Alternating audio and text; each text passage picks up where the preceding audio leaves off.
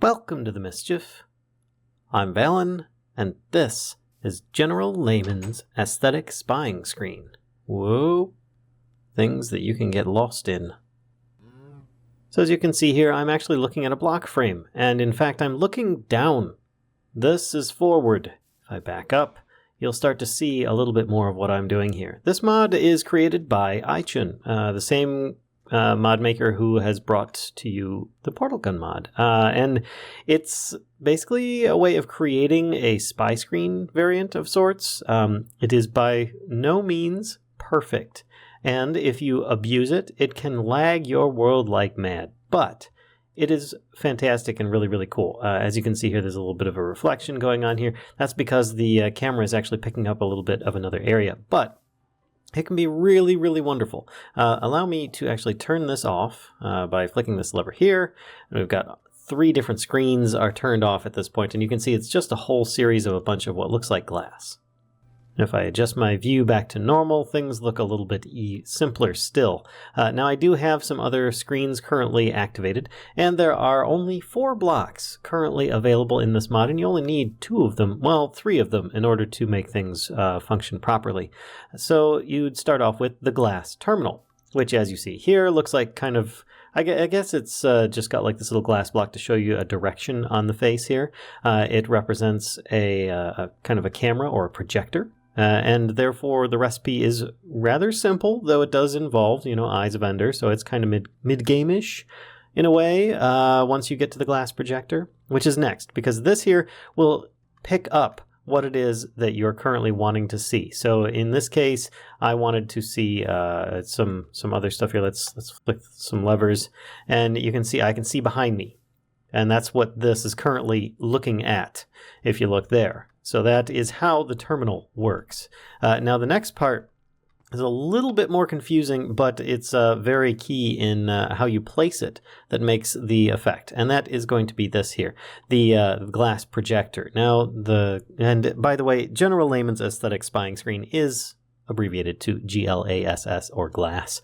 You may have some difficulty in finding it, looking it up by Glass. You might have to start looking up General Layman instead.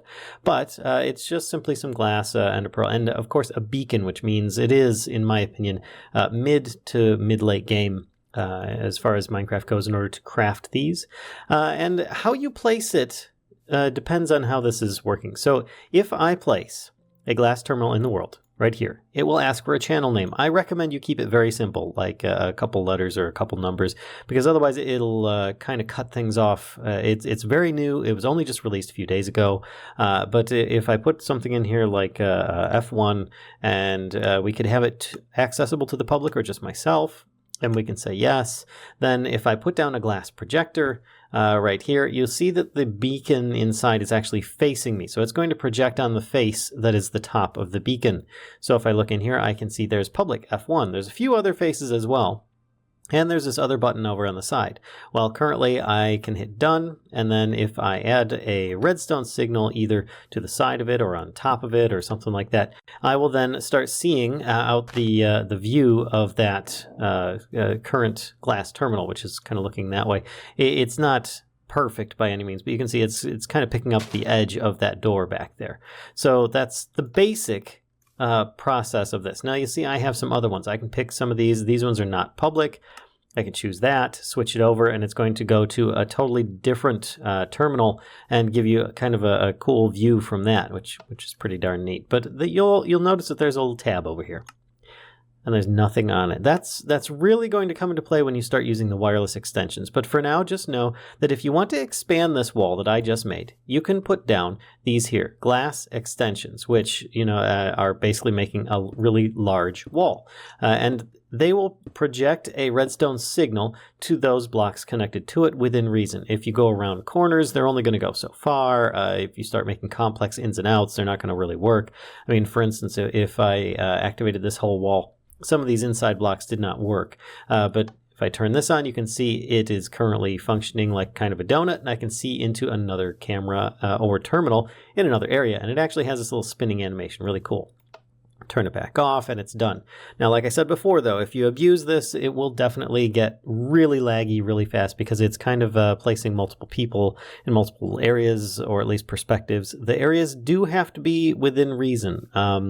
And to give an example of that, I have a camera set really far away that I have, or a terminal really far away that I have labeled as far. If I turn this one on, nothing is set for it. It just has those ones that we saw before.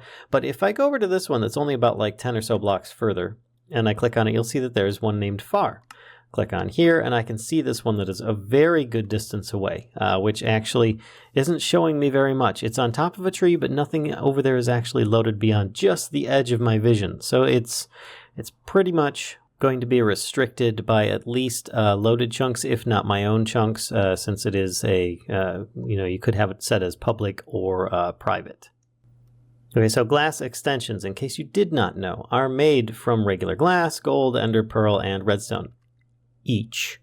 So they are a bit pricey. There's a lot of endermen that are going to need to be killed, or at least going to the end. We'll probably finish that for you. Thus why I'm calling this more of an endgame mod, at least when you consider it combined with some kind of, your standard vanilla style.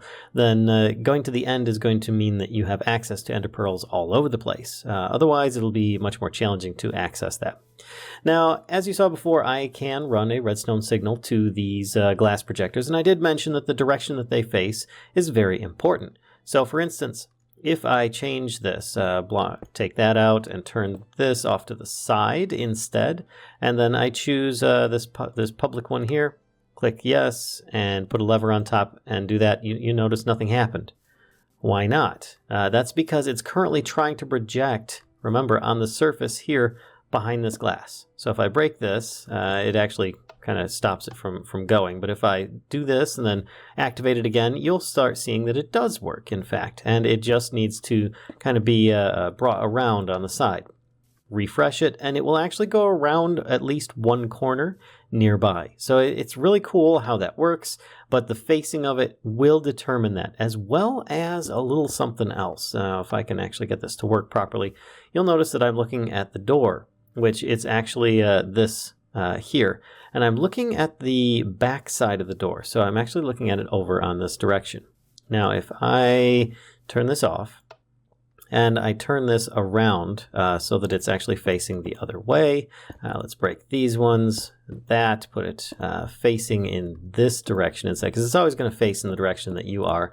Then place down a little bit more of this glass, you'll start seeing that it may have a different effect. If I put this down there, actually I did not choose the selection. There we go. It now labels it, and you can see we're seeing the door from straight on. So it kind of will adjust slightly. I can even see part of the this thing spinning in there. So it will depend on how you set this up, how it displays. So you'll want to keep that in mind. The camera may be facing one direction, but how you place your glass projector will determine how it's displayed overall. Now, there is another option on displaying things, and it isn't just these glass extensions, which, by the way, I currently have, just for an example, kind of a 2-wall, 3-wall setup. You see it kind of wraps around. Very simple shapes. Yes, the ups and downs are good, but if you kind of start adding blocks out like this, it's going to start getting a little bit wonky. So you're going to just want to try and keep it as simple as possible. You could make yourself an entire room, and it would light up the entire room very simply indeed. Now, there's other ways that you can use this. To use it as a floor. If you see here, I currently have an entire area that there's actually a camera or a terminal way out here. And I'm looking down from that camera because I put this on a floor. And how did I do this? Because that's all grass. And you can even see the grass sticking through it. I can walk through it. It's not going to do anything to me. Turn it back off, and there's not even any glass bits attached to it. That's because I'm using glass wireless extensions, which are a little bit finicky to try and get used to. But just know that this is currently on terminal channel 1, and this is where the sides come in. You can see that there are 4 different items in here. Wireless extension order. Aha! So the wireless extensions can actually save you a lot of time and materials. You'll have to craft yourself an end crystal for each one plus a piece of glass. And those are made with Eyes of Ender and a ghast here, so they're still not easy to come by. But 4 of those plus one of these projectors gave me this massive sheet that I could feasibly switch around. Now let me actually turn this one off just so that there's no confusion. It sometimes will pulse a little bit extra. Like I said, brand new mod. It's still probably glitchy, and it's still probably going to change out quite a bit over time. Might not. It might still. But I just really love this. This is fantastic. It actually kind of gives like a mirrored water surface effect. But anyway, in order for these to work, you put down a glass wireless extension. Let me turn this off here. And let's start off with a brand new setup. We're going to put down a glass projector, wireless glass extension here. Then we're going to kind of build up from that, a couple blocks. Put down another extension and another extension here. Now you need to have a minimum of 3 for this to work. If you have 2, it's not going to work because this just goes from center of the block to center of the block. It technically would be projecting an image, but it would be 2-dimensional, and it would be a flat line. So you actually wouldn't even be able to see it because it's just, it's just there. So therefore, by making 3 points, it is able to connect all of them together. Now, in order to make that function even more, you're probably going to want to use your F3 menu so that you can get your coordinates of your character, if not using some kind of like journey map waypoint option. But you can see I'm at 193, 96, 287. And so if I go over to this extension, wireless extension, I want to pick the one that is closest to that because I was on top of it, but there we go. Not set is what that one's called.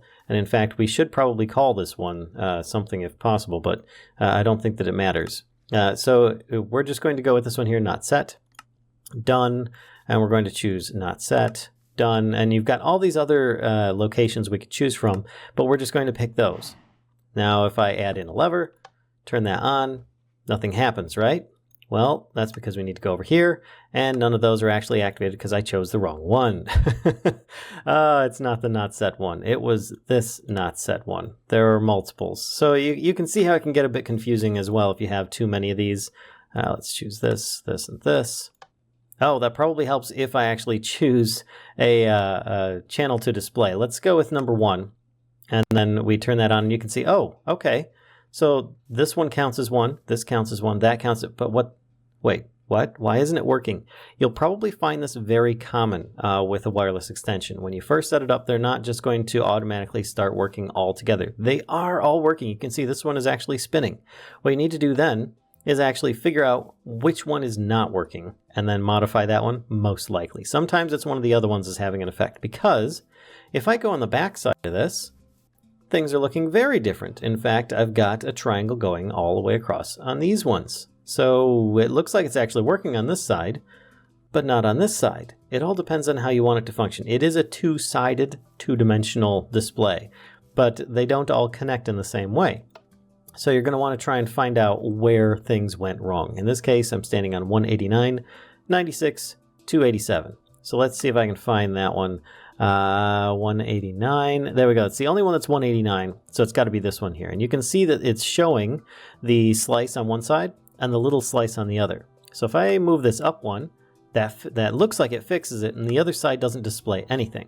So let's do that. There we go. We now have this beautiful little longer triangle, and on the other side there's nothing. So you just need to try and adjust each of those points as needed before you can get things to actually work properly. And yes, I can fly through it, but I'm actually, if I give you kind of a side view, I'm actually just kind of flying through the image. And that's kind of the advantage of the wireless extensions, that you can actually have an image that's just kind of hanging there, and you can just walk through it, therefore teasing friends and family into thinking that the floor might not actually be lava when in fact it is. So you can have a lot of fun with that. But there may be ways around avoiding that. You can see that these two images actually connect together because they're using the same camera, which is really, really cool. It's just a fantastic mod. I really like it. I hope you guys enjoy it as well. And it's brought to you by iChun, who's a fantastic mod maker as well. Anyway, if you guys enjoyed this video, be sure to give a like, comment, subscribe, and as always, spread the mischief to others if you think they'll enjoy this content too. And until next time, folks, I'll see ya.